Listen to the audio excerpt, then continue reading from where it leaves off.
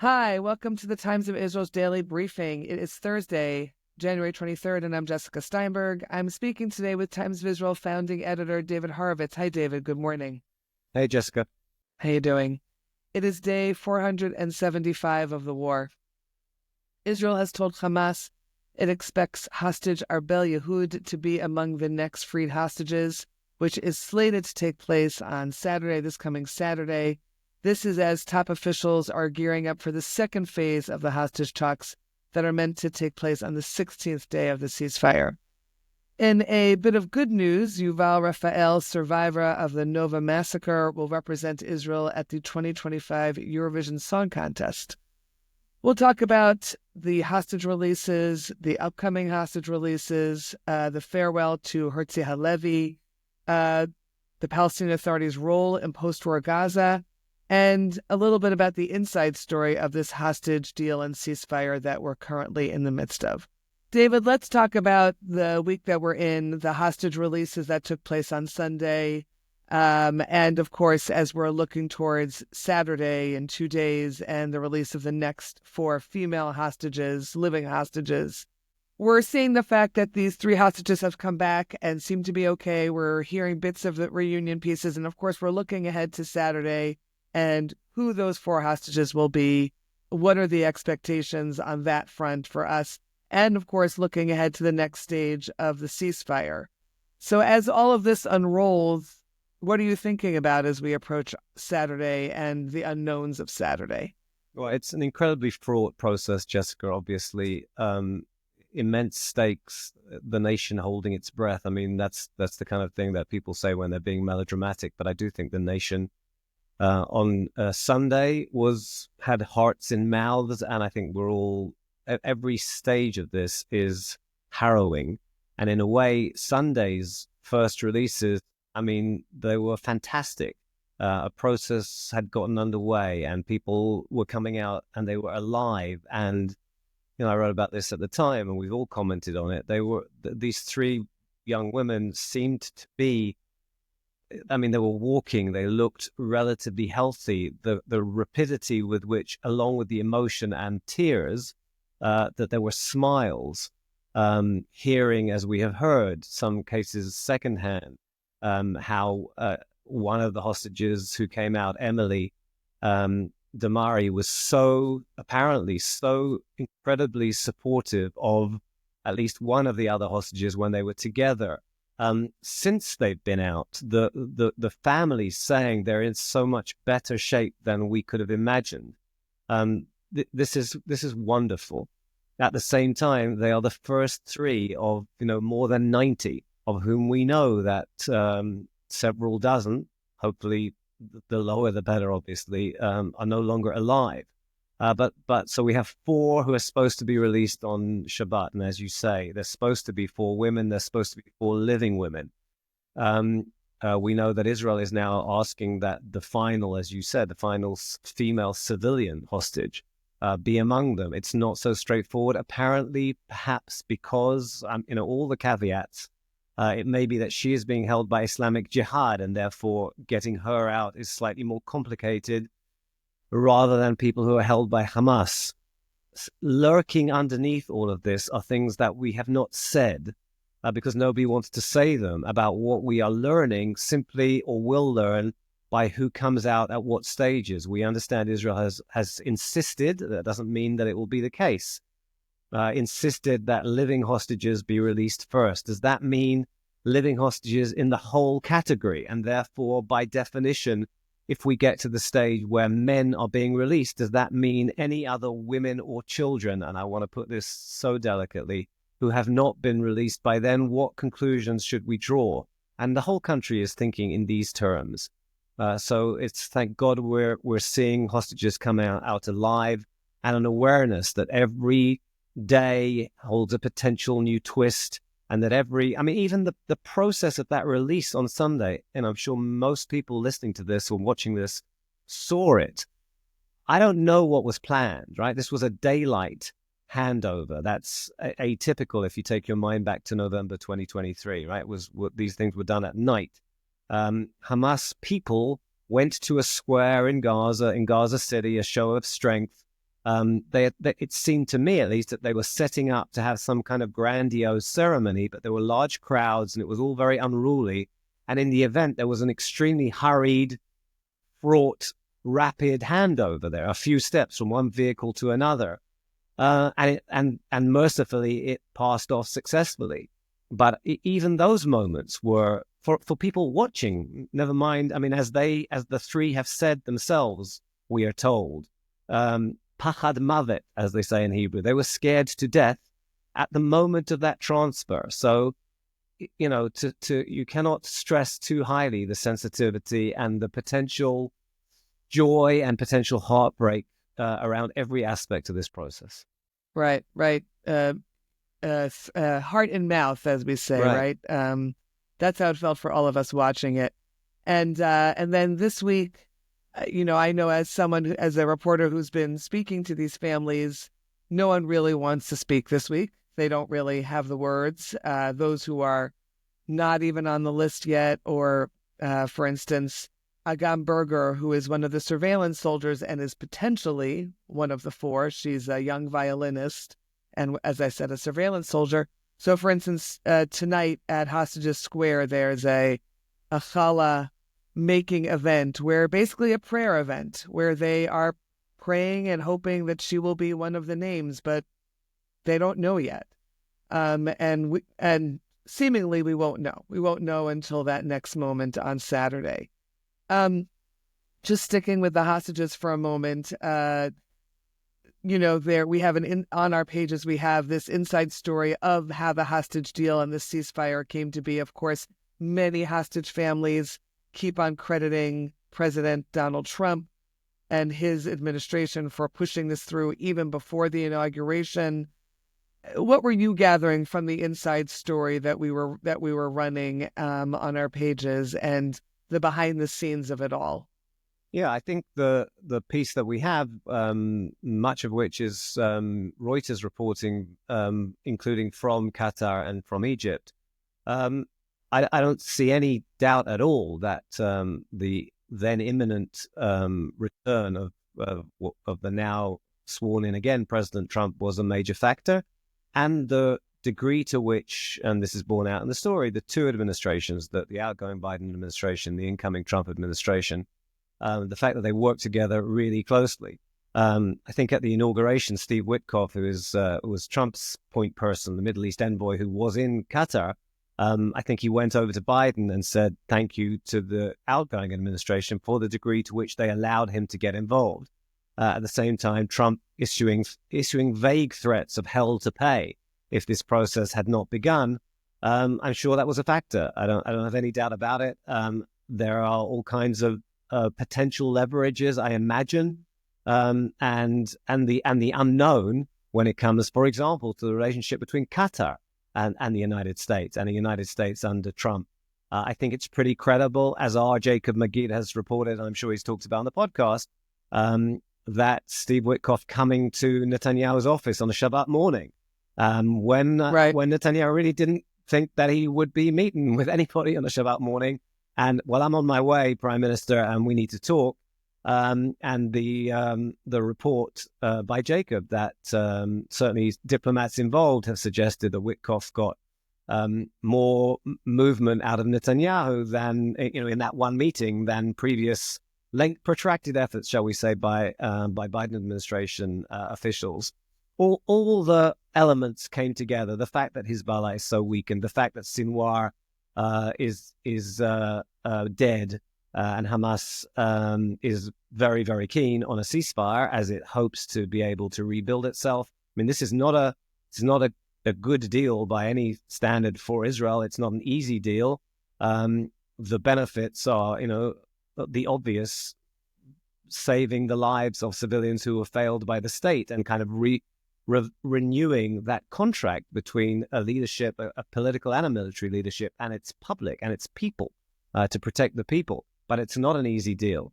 And all the elements, by definition, they were there because the first phase of this was finalized, this first 42-day phase, with the framework for the subsequent phases. And you mentioned before, of course, phase 2. And we are already reporting and discussing phase 2, even though in the finalized phase 1 part, the provision is that on day 16 of phase 1, they start negotiating on phase 2. And what we understand is that it may be in not the most formal way, but essentially they're already talking about phase 2. And this is something that the families of those not on that first list of 33 have been pleading for. We're in a process. Why would you wait 16 days to get on with trying to negotiate what would be workable parameters for ensuring that our loved ones are also brought home in the context of this deal? And that seems to be happening. Nobody should get ahead of themselves. We have had one release of 3 hostages. We have potential, 6 more elements of that phase 1, 6 more dates on which hostages are meant to go free in the phase 1 framework. And then, depending on all the other aspects that will have to be resolved, and think how complicated things have been this far, the question of whether this process will continue after that. And then you come into the politics, and you have a coalition now in Israel where one party, religious Zionism, led by Bezalel Smotrich, if that party were to bolt over this process, Netanyahu loses his Knesset majority. He has opposition parties who would keep him in power. That is not convenient or dependable as far as he's concerned. So you have a party threatening to leave if after phase 1, this is Smotrich's demand, the war is not resumed. And therefore, it's not only the issues of how you're grappling with Hamas and what the mediators can do. There is also more so than has been the case until now, the potential instability of the coalition. The coalition was solid on phase 1. Itamar Ben-Gvir voted against and left the coalition. Smotrich voted against but has stayed in the coalition. This will be more acutely problematic for Netanyahu. At the same time, there's a Trump administration in power and a president who says he wants to get all the hostages home. He's not going to be very happy if Netanyahu says, I can't do this, I'll lose my coalition.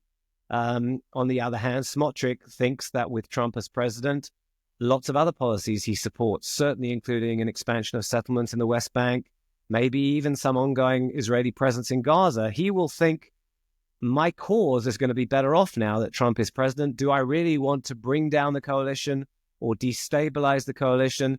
There are no definitive answers on any of these things until they happen. Ben-Gvir hadn't gone until, okay, he's gone. So we don't know. We just have to bear in mind that all these factors are playing out here. Absolutely. Let's take a quick break. And when we're back, let's actually talk about one of those details that you just mentioned, really post-war Gaza and the Palestinian Authority in post-war Gaza. Is that something that is really doable, tenable? Do we see that in the future? So stay with us. We'll be right back. We, the Holocaust survivors, are a rapidly diminishing group. We are in the last moments of being able to share with our young people our first-hand testimonies. Time is rapidly running out. Each year sees smaller numbers of survivors able to accompany students on the March of the Living. Marching with students and survivors from many countries in those terrible places allows our students to learn and understand through stories and eyewitness accounts about our resilience, our strength, and our determination. This Yom HaShoah, the Jewish Holocaust Remembrance Day, many survivors like Ava want to march at the International March of the Living in Auschwitz. They need your help.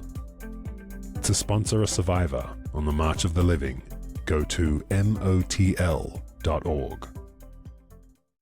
Okay. So this is something that obviously has been an ongoing topic for months, clearly, really since the very beginning.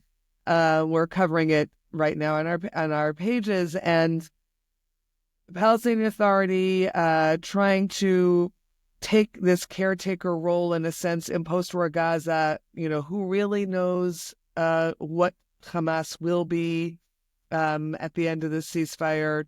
Seems to be that they are redoubling their efforts and that they're still very much there, as we're all seeing. So what are your thoughts about this? The Palestinian Authority having a role in post-war Gaza, is it possible? Does it make sense? Is it really the only path forward in a certain sense? So again, it's impossible to know how things will play out. The people involved in determining how it plays out don't know how it will play out. Hamas is most manifestly not disappeared from Gaza. I'm not even talking about the ideology. I'm talking about the recruits. There was an astonishing assertion by the former Secretary of State, Tony Blinken, who claimed a couple of weeks ago that Hamas has recruited as many gunmen as Israel has killed, which would be in the order of maybe 18,000. I don't know if that's the case, and I don't think they would be the same quote-unquote quality as the people who have been killed, but it's very possible that there have been large numbers of Gazans who, with the promise of not very much money, would be willing to pick up a gun and fire at Israeli soldiers. So I don't know how strong Hamas is actually militarily. It's not the organized fighting force that it was. It is radically degraded. It is not destroyed. So, the concern that Hamas would try to revive, I think, is a very serious concern. The potential for Hamas to bring stuff across the border, to restart manufacturing itself weapons in the course of the ceasefire. The released prisoners who are going to come back to Gaza. You've got prisoners at the moment, so far 90, but potentially in phase one, almost 2,000, including, we've heard all kinds of numbers, but certainly in the region of 2,000, really, really serious life and long sentence terrorists responsible for, I would imagine, hundreds of murders. These are very dangerous people, and it is not some kind of minor element. This is one of the central demands that Hamas made, and the goal there is to enable them to revive in Gaza and revive in the West Bank. Whereas we know terrorism has been, it's always a concern, and it's probably a greater concern in recent weeks, certainly in the area of Jenin, where the IDF is operating. And in a way, Jessica, that brings you to your point about the Palestinian Authority, right? Because the Palestinian Authority, to Netanyahu and Smotrich, I would say, is not perhaps as dangerous as Hamas, certainly not as dangerous as Hamas proved to be practically on October the 7th and since. But in a way, for Smotrich, for example, the Palestinian Authority, he sees it as the kind of ostensibly acceptable face of the same desire to wipe out Israel as Hamas. Mm-hmm. There are many Israelis who see things very differently, who think that the Palestinian Authority, at the very least, is not Hamas and potentially is a whole different order of moderation, which of course is undermined by the fact that the PA still continues to pay salaries to families of people who have killed Israelis and to terrorists and to terrorists who are in jail for attacks on Israelis. In other words, the PA is financially encouraging and rewarding terrorism. So it doesn't make a good case for itself as a genuinely moderate entity, except that it works with the IDF in the West Bank. And in recent days, it was trying to take action in Jenin, except it really didn't get the job done there fully. So all the complexities are there. And in terms of the specifics, when the deal was announced, the PA, which is, of course, not a party to this deal in any way, issued some kind of paper that it had drawn up about how it would take control of Gaza. Well, that's great, but nobody is about to let the PA take control of Gaza, even though many international players see that as the direction, notably the US in the Biden era. But there is also talk now of some kind of agreement whereby the PA would have some control over the Rafah border crossing between Gaza and Egypt. And there was a kind of semi-denial from Prime Minister Netanyahu's office, asserting that report was not accurate, but not utterly dismissing it.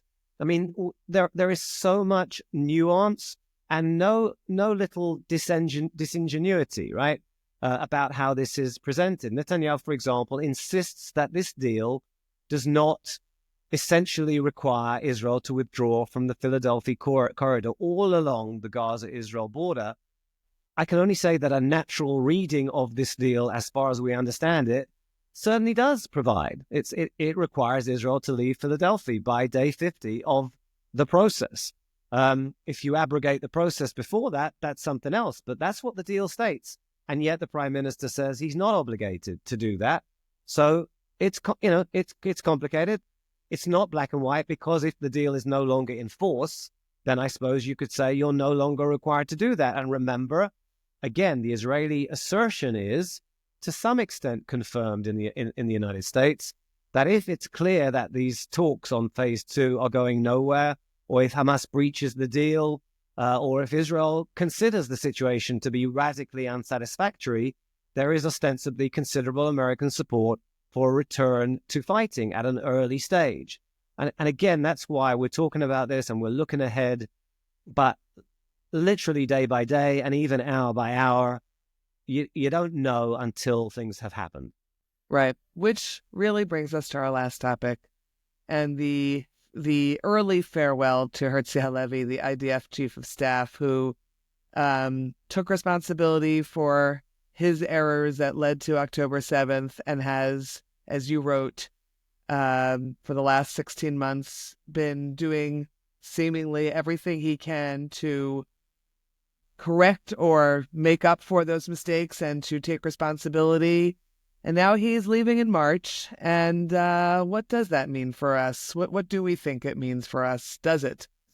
Well, the podcast is an incredible thing because you just speak, right? Whereas when you're when you're writing a column, you get to try and balance all the complicated factors, which is what I tried to do in the piece I wrote on his departure. Yes. So, in terms of understanding what I think, that's my considered and much edited by myself conclusion. But to try and answer your question, so here you have this person who is, I suppose, the prime military culpable person for refusing to see what all of us would have seen, which Hamas is training and preparing to invade. Why would you not take that seriously? And for all the unfathomable reasons, because there are no adequate reasons, he and the rest of the security establishment, and by extension the political leadership as well, didn't take basic steps to make sure that if they were wrong, and in fact Hamas was gearing up to invade, Hamas would not succeed, and therefore October the 7th happened. And he made clear from very early on, and so did the other person who resigned the same day once Herzi Halevi had issued his letter. The general in charge of the Southern Command also resigned. And these are two people who never attempted to dodge responsibility, who didn't need anybody to tell them they were responsible, and would no longer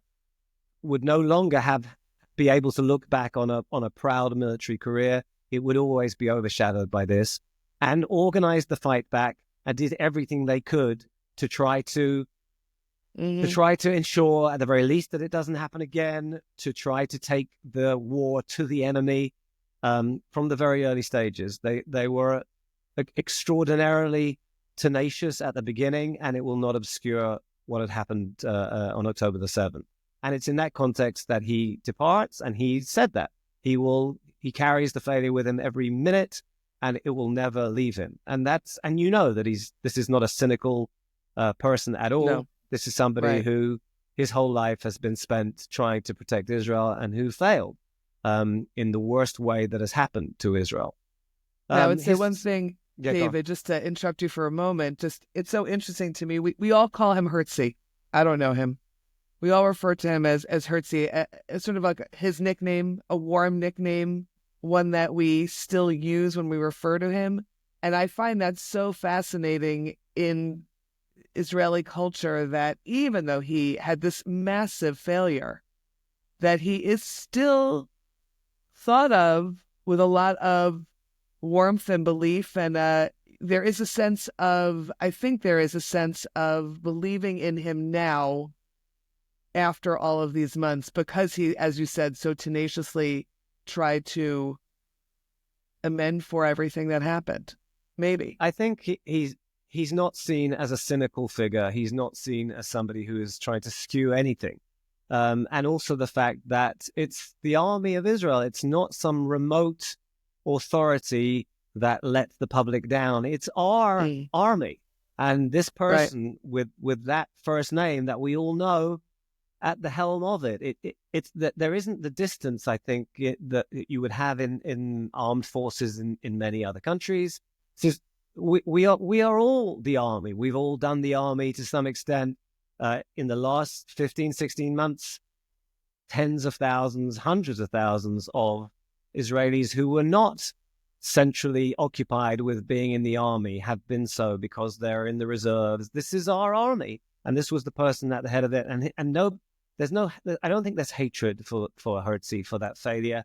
There's despair, there's disbelief, but it's not gone to loathing and a sense, to digress radically. In Trump's inauguration speech, he spoke of betrayal by previous administrations while the outgoing president was sitting right behind him. I don't think people feel that Herzi Halevi or the army betrayed Israel. They failed. They failed inexplicably, unconscionably. Right? We don't understand it.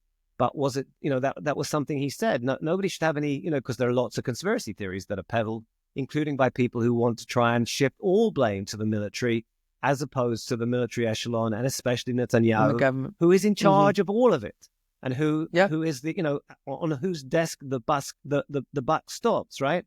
But as Halevi said, for all the conspiracy theories, no, nobody hid anything, nobody knew definitively anything.